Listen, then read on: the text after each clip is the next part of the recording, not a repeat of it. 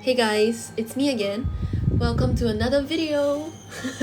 So today we'll be drawing Zhongli from Genshin Impact, and I know, I've been drawing a lot of Genshin Impact characters, but I just really like their design, and plus this time it wasn't on purpose. I did not mean to draw a Genshin Impact character again for another Speedpaint.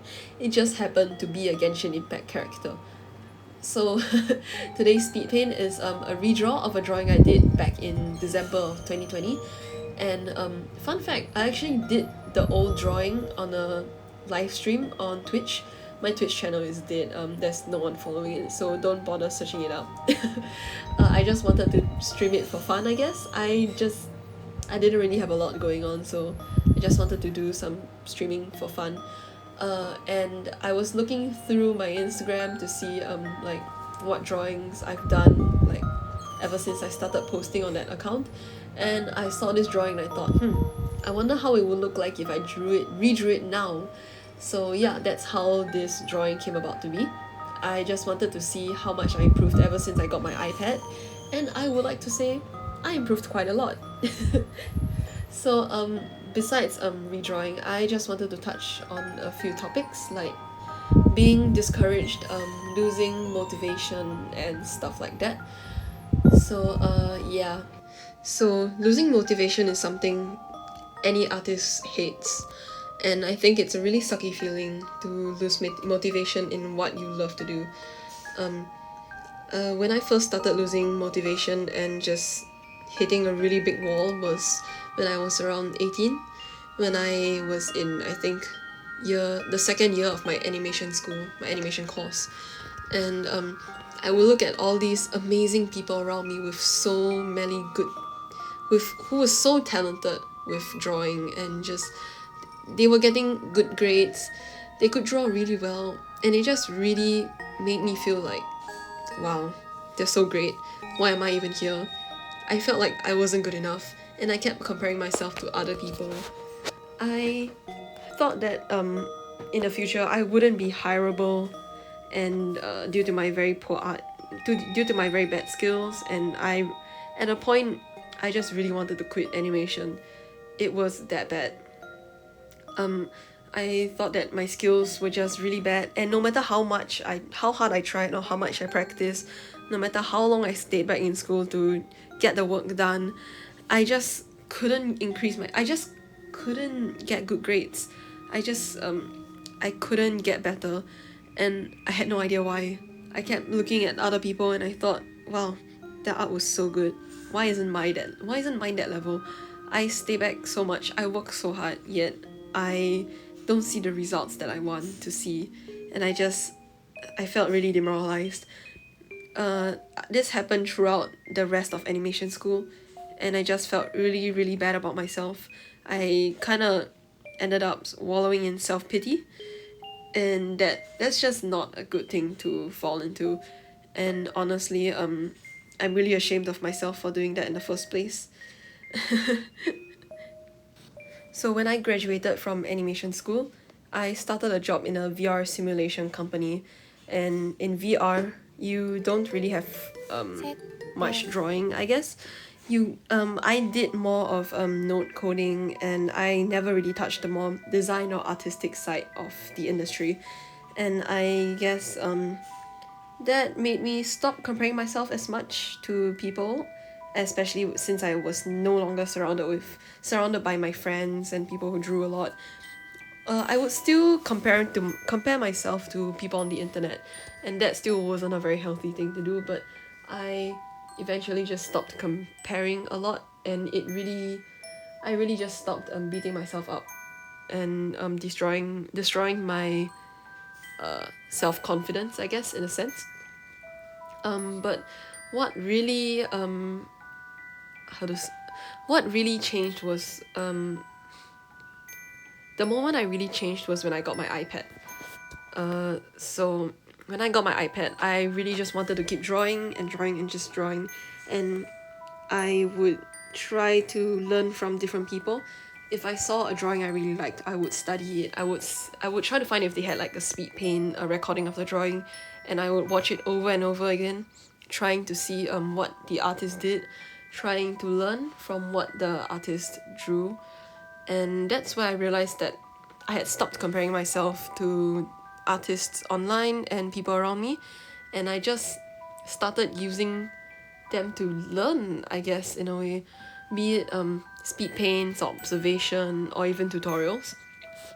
And as I drew more, as I improved, I realized that I found my love for drawing again, and it was a really, really great feeling because I felt like I lost a part of myself when I stopped loving drawing, and it was a really, really bad feeling. I don't want to swear, but it was a really shitty feeling, and I guess I'm just really grateful that I finally got back my love for drawing.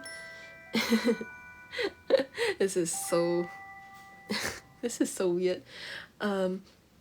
Yeah, so for those that have lost motivation or feel demoralized about your drawings, I'm not saying get an iPad. that is not the moral of the story here. What I'm trying to say is, if you ever find yourself comparing to others, you shouldn't do that. I know it's really hard, and I understand how hard it is to not compare yourself and just focus on your own growth and your own art. My advice would be to just try experimenting. I know a lot of YouTubers say this. They just tell you to draw every day, just practice. But when it comes to drawing every day and practicing, you have to practice with the intentions of improving, with the intentions of learning. Don't just draw every day and practice because some YouTuber on YouTube said to do it. If you want to learn and if you want to actually try to improve, you need to put in the effort. Okay, here I am talking as if I'm like some big illustrator when I'm not. I just want to put a disclaimer that this is just my own experience, and this is what I've learned from myself. And I know my drawings are not great, but learning what I've learned in the past few years, I feel like really helped me improve. And I guess it helped regain my love for drawing. It helped me stop losing motivation to draw. So yeah, that's just my little chat about losing motivation. 1, don't compare yourself to others. Stop comparing and just start learning. In fact, if there's one person you want to compare yourself to, it's the past you. That is the only person you should be comparing yourself to. And there will definitely be improvements. No matter how small or how long it's been, you will always be a better version of yourself in the future, as long as you work towards it. As for ways to improve, there are lots of references, there are lots of tutorials, lots of speed paints online. The world is so technologically advanced now. I highly recommend using references and just trying your best to learn and look up on like tutorials on how to do things and how to draw and how to do shading, stuff like that. And just remember that there's always room for improvement, and that no matter what you're doing great, and you should never ever put yourself down just because you think you're not good enough. Well, that's it for the very long lecture. I'm so sorry I put you guys through that. I hope that my words will help someone and maybe inspire someone to pick up the pencil again or just start drawing again.